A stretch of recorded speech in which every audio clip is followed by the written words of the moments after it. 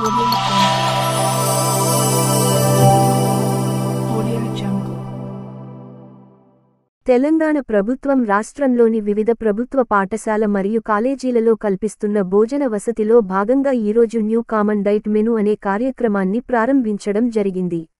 ఈ కార్యక్రమంలో భాగంగా జిల్లాలోని అందరూ పోలీస్ అధికారులు వారి పరిధిలోని అన్ని ప్రభుత్వ స్కూల్స్లోని పలు విభాగాలను తనిఖీ చేయడం జరిగింది. స్కూల్ విద్యార్థులకు కల్పిస్తున్న భోజన వసతి సౌకర్యాలను మరియు వాటి పరిశుభ్రతను పరిశీలించారు. పిల్లలకు చలికాలంలో స్నానానికి వేడినీరు అందుబాటులో ఉండేలా చూడాలని తెలియజేశారు. అదేవిధంగా మెడికల్ వసతి సౌకర్యాలను మరియు హాస్టల్లో రూములను పరిశీలించి సిబ్బందికి తగు సూచనలు చేశారు. తెలంగాణ ప్రభుత్వం కల్పిస్తున్న ఈ వసతి సౌకర్యాలను ప్రతి ఒక్క విద్యార్థి ఉపయోగించుకుని జీవితంలో ఉత్తమ స్థానానికి చేరుకోవాలని అధికారులు తెలియజేశారు.